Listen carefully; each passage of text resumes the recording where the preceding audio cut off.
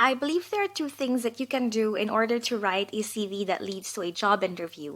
First is to read the job description. Now, this is particularly important, especially for internationally qualified nurses, because there are employers who are unable to sponsor for a work visa, and they will explicitly write it in the job description. Second is to follow a structured format, and in this video, I will tell you how and why I changed my friend's CV from this format to this format. And he actually got shortlisted for a job interview in the medical unit. Grab your pen and paper, take some notes. Details up next. Yada, and welcome back. If you're new here, welcome. My name is Binibining Veronica. I am a Filipino Kiwi nurse living in New Zealand. And on this channel, I talk about nursing and life in New Zealand. So if you're new here, please make sure to hit like and subscribe. Salamat po! Now back to my friend. So for a bit of a background, my friend, let's call him Jon Snow. He actually completed CAP last year. He found a job in an aged care facility. And this year, he wanted to work in an acute healthcare setting in New Zealand because he has some experience working in ICU and medical unit in the Philippines. So as a good friend, I offered my help to edit his CV, and his CV looks something like this. So, for some applicants or for some of you who are watching, if you have the same CV format like this one, so this is a two-page CV, that's well and good. I'd rather keep it to 2 pages rather than having 4 or 6 pages. Chances of getting hired for the job always depends on what your clinical experience is, how long you've been working for, the people you're competing against, right? So if your CV is something like this, that's totally fine. But again, because I like to nitpick and Jon Snow is a friend, he allowed me to change the whole format and have a bit more of a play with it. Because I'm not sure who the reader is for this job application, I told him to just keep it simple. So I'd rather stay with a black font, or maybe have some blue font, black and blue font, just to be safe, because that's the usual colors that we use, and just strip the green color off. And instead of going for a straight format like this one, like having one table and then going through at the end of the second page, I suggested to break it apart and have it in one page instead. So I'll show you my edited version, and it looks something like this. So I just have like the blue heading there and have 2 columns instead of one. So I have it in one page. So obviously my way is not the only way. This is just a process that I go through whenever I update my CV for a job application or whenever I edit my friend's CV. And I have also previously talked about how to write a cover letter and how to prepare for an interview. So if you are interested to review that video, please check out the description box below. And then if I just go back, not sure if you expected it, but we are going to dissect a CV. For the personal details, so he has his full name there, John Jose Antonio de la Cruz Snow.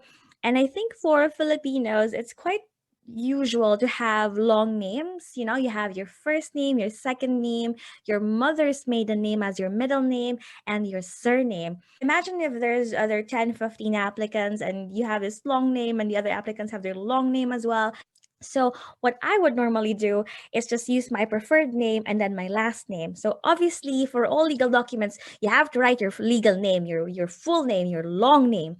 But for the purpose of my CV and my friend's CV, I just usually drop it to the preferred name and last name. So far, I haven't encountered any problems doing that.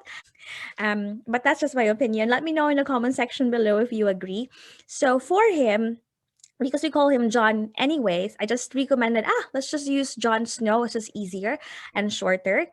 And then for the date of birth, you don't have to write the date of birth. So I just told them to drop that information. If they really want to know how old you are, they can simply look at it in your driver's license, or your proof of identification, your passport. So they can easily look it up there. But I just told him, you don't have to write it there. And obviously contact details, his phone number and email address.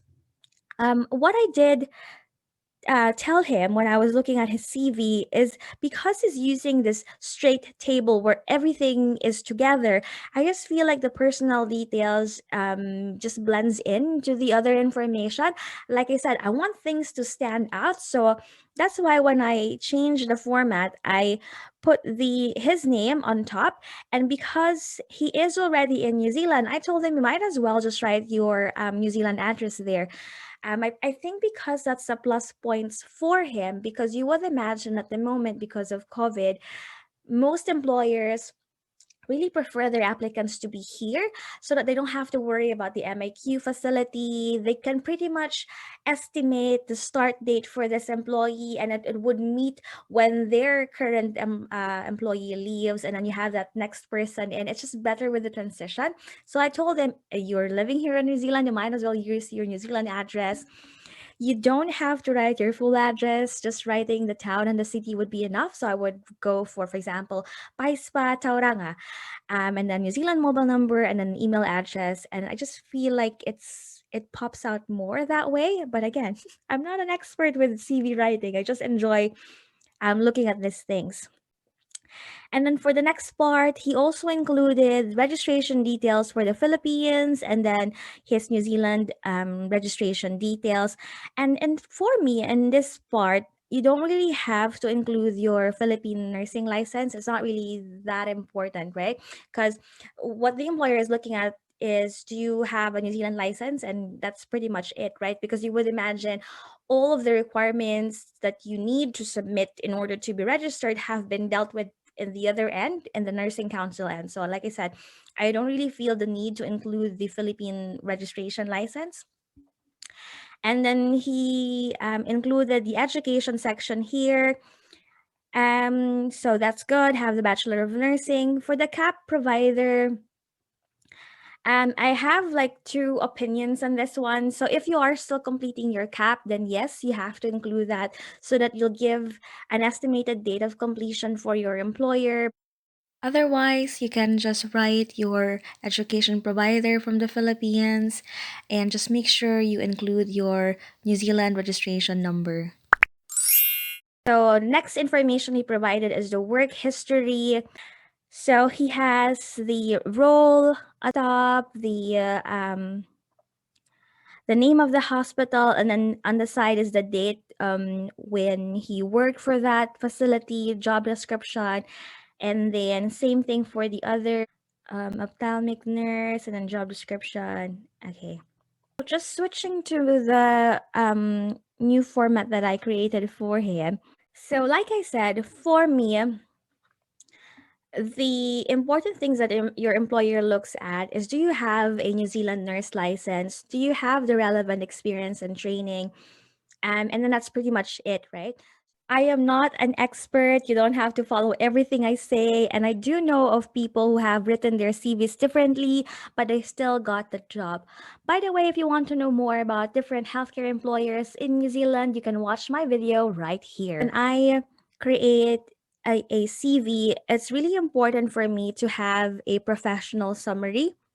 So, remember in the first part of this video, I told you that it's very important that you read the job description because you want to know if there's particular things that your employers are looking. So, because this application is for a medical unit vacancy, I immediately write there professional summary, 4 years clinical experience, post registration, including working in ICU and medical unit. Right off the bat, there is that information that, hey, this CV that you're looking at is very relevant. Because if you go look at the other format, his previous format, you have to read the whole thing in order for you to realize that, yep, he worked in an intensive management unit. I assume that's the same thing as ICU in New Zealand, perhaps. So when I changed the format of the CV, like I said, I wanted the personal details on top, and I had two columns, one for the professional summary indicating the years of relevant experience and registration number for his New Zealand license. I also have some information about his education and the list of his references. And then right at the bottom, just below the personal details, are the relevant experience. Like I said, my friend Jon Snow was very fortunate to get offered a job in an aged care facility. And so just writing the information from most recent employer. The other thing that I've also done with this update, instead of having separate job description on each employer, I just put it all at the bottom. So I just have like three things at the bottom, only because I feel like um for this format, it's actually quite redundant. So you would see here that the job description for the first employer. So number two is pretty much the same with the number two here. Number three is just the same as the number three here. Number four is just the same as the number four there. It just doesn't add any other relevant information. And as a reader, I just feel like that's very redundant. Now, don't get me wrong. If you are applying, to nursing council, you are providing your CV to nursing council, or even if you are an overseas applicant, sometimes it's really good to have detailed job description so that your employer will have an idea what that facility is all about, the role that you played in there. But just in this instance, I just feel like there's no benefit in doing that. And the things that he can do, for example, insertion of IV lines, NGT, insertion of straight and Foley catheter, these are all good skills, but it's just embedded in that um, list there that it doesn't really stand out. So I would just rather, I decided to just have the work experience on a separate section, and then the job description on a separate section, and then have a heading here about relevant skills and training. Because in that way, I feel, this is just what I think anyway, it's just easier for the reader to know that, oh, what can this person do? Jon Snow can provide basic life support, had training with moving and handling. By the way, that's moving and handling is what you will also call manual handling. Blood sampling and IV cannulation. So blood sampling, when you take out bloods for laboratory tests, and IV cannulation, obviously, self-explanatory. Basic ECG reading, NGT insertion and care, IDC insertion and management. I just feel like putting a separate section for it, it'll just be a lot easier for the reader to review or look at. That's just my opinion again. I'm not an expert. I've said that a few times in this video, right? What else can I tell you? The only other situation where I would have different job descriptions on different section, like or follow the same format like this one, is if and when there is actually a difference in role. So for example, if in this particular facility I worked as a registered nurse, and in this particular facility I worked as a nurse manager, then I would pretty much have different job description for those, only because you would have different tasks, right? And then you would see the progression of the career of that person, that at first I'm just doing minding my own patient workload, or perhaps trying to manage the shift after hours. But after moving to a nurse managerial position, now I'm looking at day-to-day management of the ward, the rostering, the equipment, purchasing, things like that, bed management. And then you would also notice that on his third employer, he said there he's an ophthalmic nurse. And then he also provided the things that he can do here. You would notice that when I updated his CV, I didn't actually add any information about his previous experience as an ophthalmology outpatient nurse, only because, again, I read the job description. It was an advertisement for a medical unit. It was more for adult health.